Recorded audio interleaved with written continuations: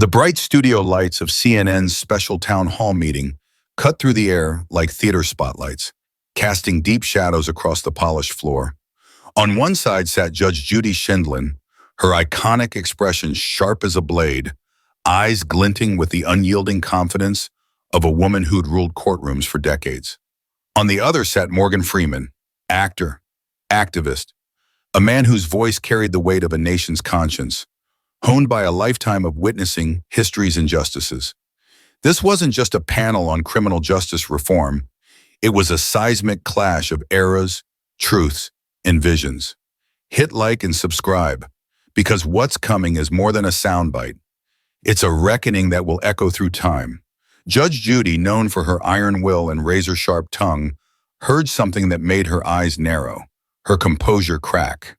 She had no gavel, but her voice sliced like a whip. "You have no idea what you're talking about," she snapped, her fingers stabbing through the space between them. 30 years on the bench, and I have to sit here and listen to this. This performance? The studio fell silent, all eyes on Freeman. He didn't move. He didn't blink. Then came his reply, calm, resonant, like a man narrating the soul of humanity itself. In less than a minute, Morgan Freeman delivered a response so profound, so surgically precise, it left the courtroom queen stunned and sent the internet into a frenzy. The tension was a living thing, clinging to the walls, hovering over the audience. Two icons, different worlds, different eras, different visions of justice, were seconds from colliding. Judge Judy Sheindlin, at 81, was more than a TV personality. She was a legal legend. For over 2 decades, her courtroom dominated daytime television, earning her up to $47 million a year, making her one of the highest-paid figures in broadcast history. Her no-nonsense approach, biting sarcasm, and iconic lines like, "Don't pee on my leg and tell me it's raining," made her a pop culture giant. Beneath the fame was substance. 25 years on New York's family court bench, overseeing over 20,000 cases. Her reputation was forged in a system where toughness was the expectation, not the exception. She believed in order, accountability, personal responsibility above all. Yet, in 2025, the world was shifting, and many questioned whether her rigid, unforgiving brand of justice still fit the complexities of a society grappling with systemic inequities. Across from her sat Morgan Freeman, 87, not here for applause or to promote a film, but because justice was woven into his very being. Born in Memphis, Tennessee in 1937, he grew up in Mississippi during the Jim Crow era, where segregation wasn't just law, it was life. He walked to school past whites-only signs, saw voting booths barred to his neighbors, and felt the weight of a system designed to keep people like him in place. Those early years in Mississippi, where the civil rights struggle was a daily reality, shaped his moral compass. He carried the stories of his grandmother, who taught him resilience, and the preachers who spoke of justice as a divine mandate. Beyond his Oscars and iconic roles in films like The Shawshank Redemption and Driving Miss Daisy, Freeman had spent decades working for change, funding scholarships through his Rock River Foundation, supporting students in Greenwood, Mississippi to attend college, producing documentaries like The Long Road to Equality that exposed voting barriers, and mentoring young people in underserved communities from Chicago to Los Angeles. He'd said, "We're still working for equality, and we're nowhere near done." Tonight, he wasn't narrating a script. He was testifying to a truth forged in lived experience. Freeman's worldview wasn't shaped in courtrooms. It was forged in Mississippi churches, where hymns carried hope through oppression, in New York theaters, where he honed his craft, and in the history books of a nation still wrestling with its conscience. He believed justice required context, that fairness wasn't blind but often blinkered by design, and that second chances were a mark of wisdom, not weakness.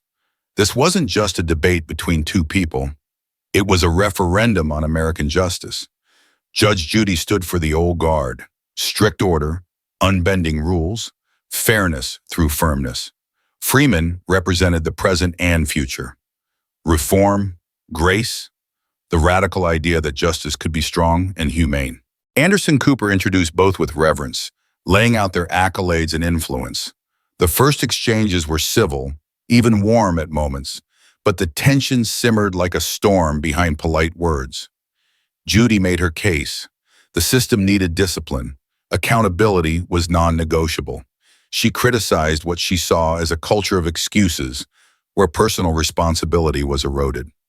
Freeman listened, hands folded, face unreadable, his silence a canvas for the weight of his thoughts. Then, slowly, deliberately, he began to speak of a system that barred black voters from polls, underfunded schools by billions, and jailed young men for minor offenses while others walked free. Judy interrupted, brisk and unmoved. "That sounds nice in a poem," she snapped, "but the real world doesn't work that way."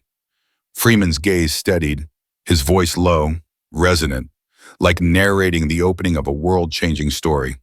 "Judge, I've lived in the real world. The real world you're describing only works for some."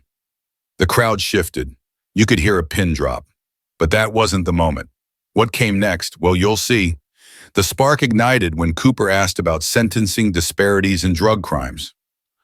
Freeman, calm as ever, hands resting lightly before him, took a deep breath. His voice carried the weight of a lifetime, deliberate, cutting through the silence like a narrator setting a scene. "The system doesn't apply justice evenly," he said, locking eyes with the audience, then Judy. "Take the 1980s drug laws. Crack cocaine, used more in black communities, was punished 100 times harsher than powder cocaine, common in white neighborhoods. Same drug, different packaging, different skin. The outcomes speak louder than any script I've ever read." Judy's fingers tapped the table, slow, tense. Her face hardened, a sign her audience knew well. She was ready to pounce. "Racist foundations? That's what you're calling it?" She shook her head, her tone sharpening with each word. "I've sat on that bench for over 3 decades. I've seen defendants of every color, every background. Justice isn't racist, Mr. Freeman. It's blind. It doesn't see color, it sees behavior." The room chilled. Even Cooper looked unsettled. Judy pressed on. "I've sentenced rich and poor, black and white. If you break the law, there are consequences. That's not injustice. That's order." Freeman nodded slightly, no argument, just acknowledgement. His words came with the calm authority of a man who could narrate the rise and fall of empires. "With respect, Judge, behavior doesn't exist in a vacuum. Context matters. Patterns matter. When black defendants receive sentences 19% longer than white defendants for the same crimes, that's not ideology. That's fact." Judy's lips pressed into a thin line. "Statistics can be manipulated," she said, brushing it off. "I didn't read numbers. I read people every day for 25 years. What I saw were choices. Good choices, bad choices. Justice isn't about sociology. It's about consequences." "I'm not excusing anything," Freeman replied, his voice firm but never raised. "I'm asking why a black teenager with a single joint gets 5 years, while a white college student with cocaine in his dorm gets community service. That's not justice. That's bias." The audience stirred, some murmurs of agreement, others discomfort. The tension was no longer subtle. It had climbed onto the stage. Cooper tried to steer the conversation, but it was too late. Judy took the gloves off. "You know what your problem is?" she said, leaning forward, finger raised. "Your Hollywood world wants to blame the system for everything. No one wants to take responsibility anymore. That's not justice, that's social work dressed up as politics." The phrase, "your Hollywood world," hung like smoke after a gunshot. Freeman's posture shifted subtly. He sat straighter, eyes steady, calm but fully present. The room's weight tilted toward him. Judy kept going, riding her momentum. "You've spent a career in Hollywood," she said with a half smirk, "giving speeches, playing heroes. But I've lived in reality.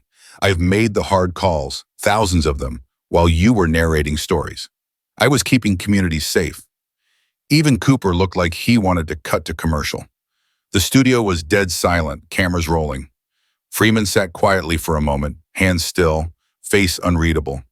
Then slowly he looked at Judy and smiled, not smug, not forced, but the kind of small, knowing smile that said, "Now I'm done listening."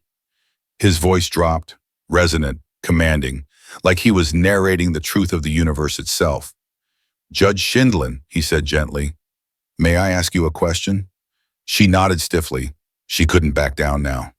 "In all your years on the bench, did you ever stop to ask why the same communities kept appearing in your courtroom over and over again?" The room froze. It wasn't an attack, it was a revelation. Judy's expression faltered just for a moment, her self-assuredness wavering. She forced her jaw tight. "Because those communities have more crime," she said flatly.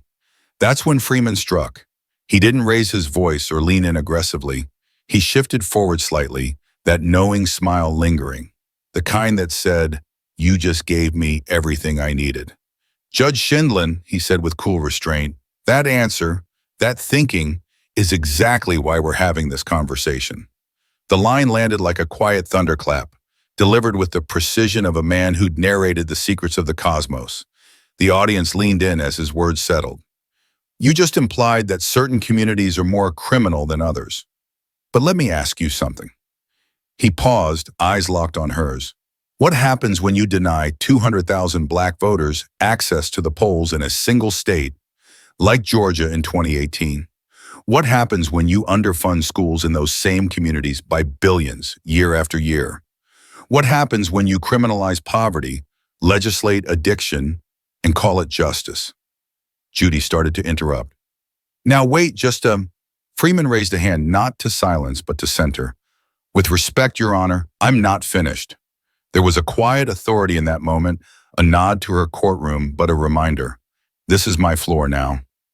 "You asked about experience," and he said, "let me give you some. I grew up in Mississippi when separate but equal was the law, when my neighbors couldn't vote because of literacy tests designed to fail them. I've funded scholarships, real ones, through my Rock River Foundation in Greenwood, Mississippi, for kids whose schools were crumbling before they were born. I've produced documentaries like The Long Road to Equality, exposing how voter ID laws silence voices. I've sat with mothers whose sons were punished not for crimes, but for existing in a system that saw them as threats." Judy's jaw tightened, but she wasn't angry anymore, not really. Her face showed the ground shifting beneath her. "I've seen black teenagers locked out of opportunity before they could even vote," Freeman said. "Meanwhile, others, wealthier, whiter, get second chances for worse crimes. You talk about fairness, but fairness that only works for some isn't justice. It's theater." He paused, letting it breathe, letting it build. "Judge, close your eyes for a moment and imagine justice is truly blind. Then explain the crack versus powder cocaine laws, 100 times harsher sentences for one, used in black communities, while the other, common in white neighborhoods, was barely touched. Those aren't just laws, they're lives, sons who never came home, mothers working 2 jobs to afford a lawyer who didn't show, families broken by a system that valued punishment over potential." The silence was deafening. Even the lighting seemed to dim. Cooper was frozen. Freeman leaned back, his face sharper, less narrator, more witness. "You want to talk about accountability?" he said quietly. "Let's talk. You built a career turning justice into entertainment. You sat behind a bench, made millions turning people's pain into daytime drama. They came to you for help, and you gave them humiliation for a paycheck." The audience gasped. Even the camera operators flinched. "And now," Freeman said, his voice almost a whisper, "you sit here and lecture me about responsibility." Judy's face went pale. For the first time in decades, she was speechless. Freeman stood slowly, graceful, controlled, eyes locked on hers. "Your Honor," he said, the title now sharpened with irony, "you asked what my problem is. My problem isn't with accountability, it's with hypocrisy. My problem isn't with justice, it's with those who profited off injustice, then showed up decades later to preach about character." He didn't storm off, he didn't raise his hands. He stood there, a man whose voice carried a truth no one in that room could unhear. Freeman paused, his voice dropping to that iconic, low register that pulls you in without force. "You've built a career being tough," he said, his eyes steady. "But being tough on people who can't fight back, that's not strength. That's bullying. And I don't get shaken by bullies, no matter how famous they are." The studio froze. Judy sat motionless, her mouth slightly open, the color drained from her face. A woman who dominated courtrooms and screens for decades, disarmed completely. Freeman hadn't raised his voice. He'd dismantled an icon with facts, truth, and a calm that cut sharper than any outburst. Cooper, trying to salvage the moment, cleared his throat awkwardly. We're going to take a quick commercial break. But the moment was irreversible. The damage was done.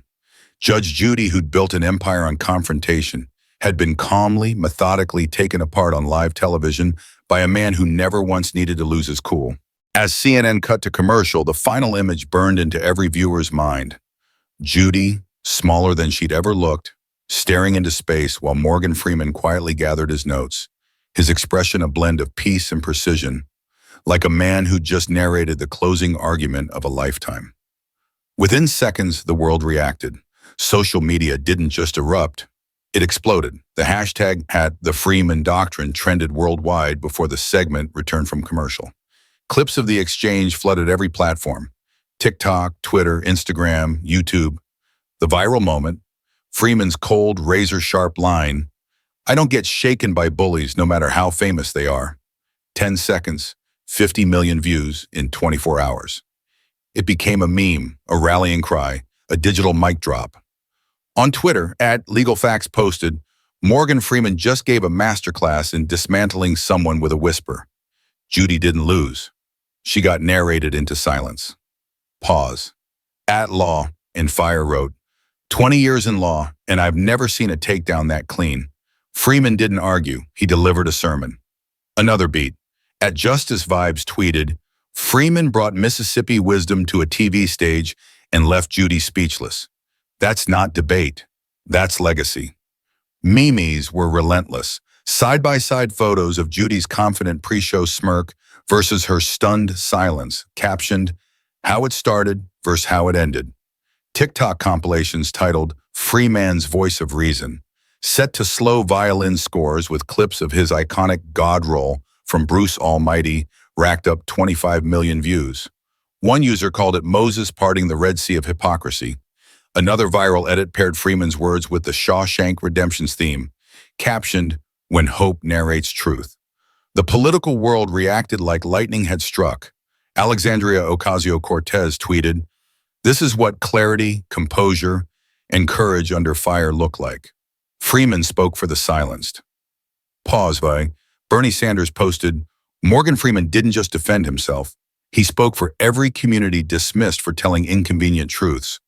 Even moderate Democrat Joe Manchin, rarely aligned with progressives, said, I don't agree with all of Freeman's positions, but his dignity and facts show real leadership. Activists like Stacey Abrams amplified the moment, tweeting, Freeman's words remind us justice isn't blind, it's been blindfolded. Time to remove the cover. Conservatives scrambled to respond. Tucker Carlson scoffed, Judge Judy represents actual experience. Freeman's an actor with talking points. But the clip's momentum overwhelmed the spin. Even Ben Shapiro tweeted, I disagree with his politics, but Freeman's debate performance was surgical. Facts matter, and so does delivery. Media outlets dove in fast. CNN's post-debate analysis called it a masterclass in calm under pressure. The Washington Post ran the headline, How Morgan Freeman Narrated a Courtroom Legend into Silence. The New York Times featured a column, The New Age of Political Combat, When Wisdom Meets Presence. Even Fox News, often critical of voices like Freeman's, ran a tempered take. Whether you agree or disagree, Freeman's composure cannot be ignored. The shift wasn't just online, it was cultural. That night, Morgan Freeman didn't just win an argument. He set a new standard for how to stand your ground. He didn't yell, posture, or interrupt. He stood with facts, clarity, and a calm that cut sharper than outrage ever could. Judy's team scrambled into damage control, issuing a statement. Judge Sheindlin respects all viewpoints and was expressing her perspective based on years of courtroom experience. But the damage was done. For the first time, Judy wasn't trending for a sharp comeback or clever quote. She was trending for being outmaneuvered by someone who didn't need to raise his voice to shift the ground beneath her. The reaction was immediate and overwhelming. Gratitude for a truth spoken in Freeman's voice. carrying the weight of history. Clips flooded platforms with captions like, "This is how you dismantle a legacy with truth." Dr. Angela Davis, in a rare statement, said, "What Freeman did wasn't just win an argument. He modeled how power and grace can exist in the same space." Law professors began using clips to teach restraint and strategy. Leadership coaches called it a clinic in presence. Political analysts, stunned by the cultural impact, admitted it was a defining moment in public discourse. Beyond the viral frenzy, something deeper took root. Freeman's words sparked conversations in classrooms, barbershops, and community centers. Students debated the crack cocaine disparity in college seminars. Activists organized panels on voter suppression, citing Freeman's 200,000 voter example. The moment became a touchstone for a generation questioning whether justice could ever be blind when it was built on biased foundations. Freeman's calm, rooted in his Mississippi upbringing and decades of quiet activism, resonated as a call to rethink not just the system, but how we talk about it. This wasn't just about two people on a stage, it was about what America is willing to listen to now. For decades, justice was defined by who shouted loudest, who held the gavel, who got the final word. That night, a new message rose. You don't need a gavel to command a room, just truth, presence, and conviction that doesn't blink. Judy built a career on having the last word. But Freeman reminded the world that the most powerful word is spoken quietly, intelligently, without apology, from a place of lived truth. That moment didn't just go viral, it entered the public consciousness as a masterclass in how to hold your ground with dignity, how to end a conversation not by overpowering but by outclassing. In a time of political noise and performance masquerading as substance, that's what people remembered. A new kind of leadership was born, not in the heat of confrontation, but in the quiet power of a man who'd seen too much to be rattled, who'd lived too long to be silenced. The silence in that studio, as Freeman's words settled, spoke louder than any gavel ever could.